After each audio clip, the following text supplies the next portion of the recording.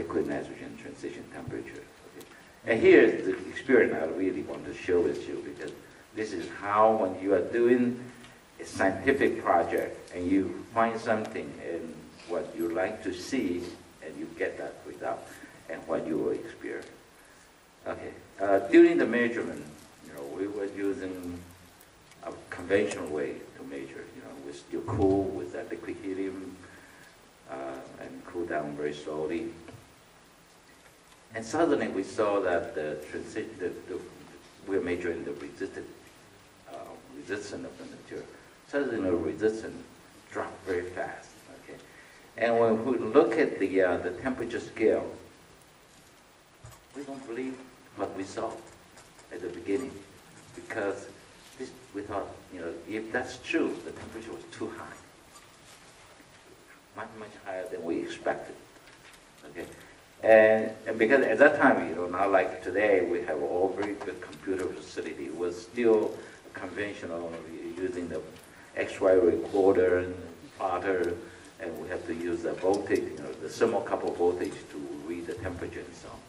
So the first impression was something wrong with our setup. Okay, the thermocouple probably wrong, the off scale, or the 0 point was off scale.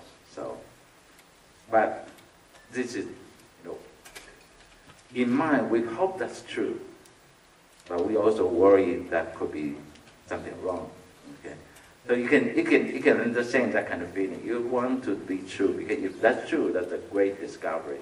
If something wrong, which means that our great effort was waste. Okay, so that kind of feeling, very difficult to describe. But anyway, after the first run, we decided, okay, we have to repeat and to see whether this is true. The response I had was that if that was true, then we can use the liquid nitrogen to cool instead of using helium, because the temperature is way above the liquid nitrogen boiling point. So we really rush out, run out with my student and get a tank of liquid nitrogen back to measure again, and he repeated. And we knew at that time what we got was true. So after that 30 minutes, we could not do anything. That was the kind of discovery. As a scientist, I think you have once of your lifetime as that kind of experience. I always think that for 30 minutes, our body essentially was shaking, our hand was shaking, because we just found something that we had been dreaming for decades. Okay? That we found this material at about 77 degrees Kelvin. And that's that kind of why to work on science give you such a great reward. Okay, if you have that kind of experience, and that's all you need. I guess the same thing if you're out here participating with this science fair or science competition, and you are doing some project. If one time, I think you will experience something similar if you achieve something that you dream of and then find it someday. Okay, and it's always as a hope.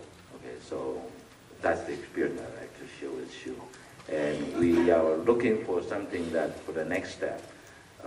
People are saying that the room temperature superconductor, whether would that be true? I think, yeah, it's always the hope, and that could be one of you to find this great discovery. Thank you. So that's a great story. I think the dream does come true as long as you persistent enough to pursue it. And one thing we learned that academician Wu was still disappointed when he got his PhD. So all of you, or any of you, shouldn't feel disappointed if you don't win anything at the end of this competition, right? Because you are at most at the age of 18. And also, we learned that you've got to be careful about any unexpected behavior or readings of your experiment, because that could be a signal of some new discovery. Don't always think that there's some mistake you made, right? Okay, so next one we are going to have academician Ho, and I think he has more than, well, at least 10 Nature papers so far, and he's also an expert in the observation of black holes. So let's welcome him.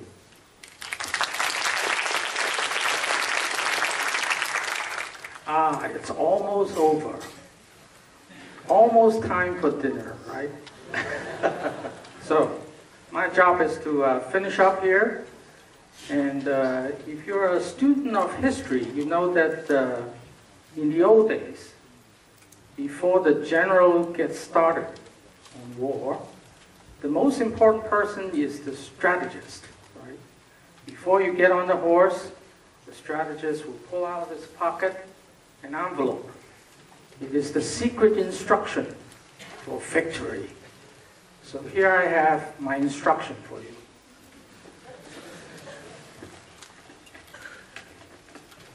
How to prepare for your career in science. Okay? There are 7 items here, which I will go through for you.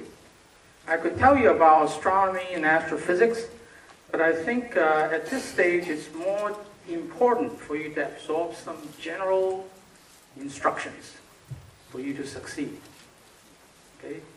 The one back there sleeping, now's the time to wake up. 7 items. The first important one is to keep your curiosity. To succeed, whether in science or in anything else, if you want to be leading, the most important item is going to be stay curious. There's going to be many things that will tell you, do your work, finish your problem sets, prepare for your exam, think about jobs, etc., etc. But the most important thing is to remain curious. You must ask the 3 most important questions. What is it? How does it work? Why does it work the way it does? Second instruction. Overcome fear. Okay? All of you will encounter this. What kind of fear? Number 1. Being different or standing out. That's one of the big fears we have. Sooner or later, you're going to worry. I don't want to look different. I don't want to be different from the next person. I don't want to stand out. What else? Fear of being criticized. Something you're doing wrong. Something you're not quite doing right. Not fast enough. Whatever.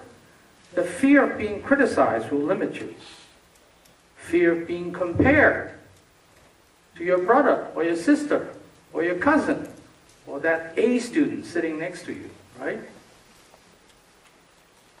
Most important, fear of being wrong.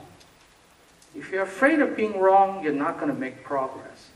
So that is one of the fears that you have to work against throughout your scientific career. You've got to be able to overcome that fear, not be afraid to be wrong. Okay? Curious, overcome fear. Third item, ask questions. Okay? And you notice that we speak in English. Why is that? English is the language of science. Okay? In Taiwan, in Asia, we have to be very important to remember. You need to polish your English. You need to be able to ask questions in English. You need to be able to stand up to ask questions. Because if you don't ask questions, you're not going to get that information. So asking is to gain new information. Asking is to improve your understanding. If you don't ask, you can't understand. And asking is to overcome that fear and is to maintain your curiosity. Okay? That's 3 items. Be curious, overcome fears of all sorts, ask questions. 4th item, try. The key is always to try, right? You know that you have your natural abilities. If you guys don't have natural abilities, you wouldn't be in this room. But natural abilities is not enough. Someone is always smarter, okay? There's nothing you can do about your natural ability. But you can all try harder, right?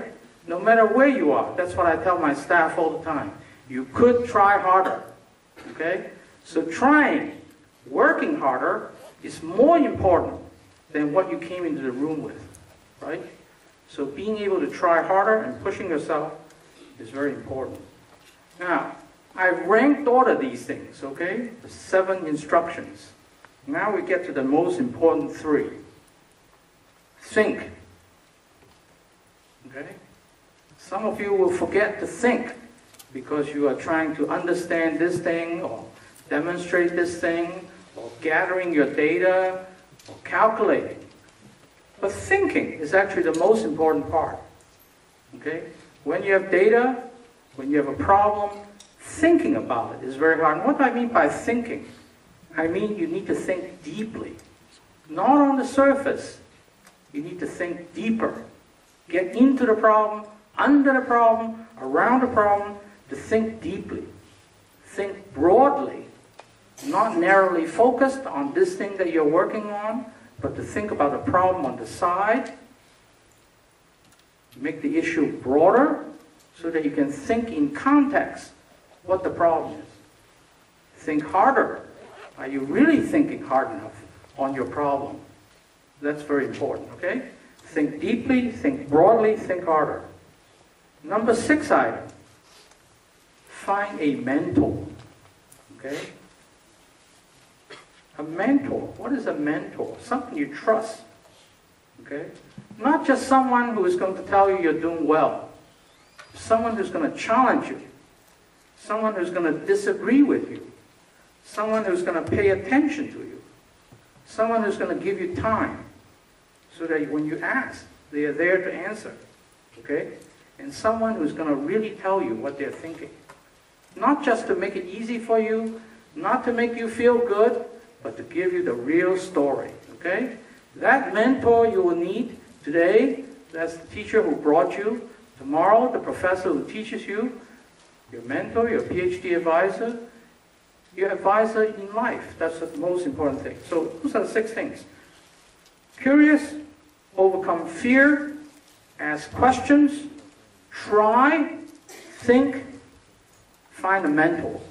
Okay? Now last thing, the last item is that you have to set goals. Okay? Every day you have to learn more. Every day you're supposed to learn more. Okay? Every day you have to become more organized. Organized is the secret to your success. Okay? You have to be aware of your surroundings. That's part of the goal. You cannot just drift through life not noticing what's around you. You have to be grateful for what you have. Every day you should be thankful for all the opportunities you have. The parents who stand behind you, the friends that you have, right? And the teachers who are teaching you. And then in time, when it's your turn, remember to pay it back. Okay? And now the final thing for setting goal, which is the most important part, is aim to be happy. If you aim to be happy, try to be happy, the rest of the list is just there. Okay? So, work hard, have a good time.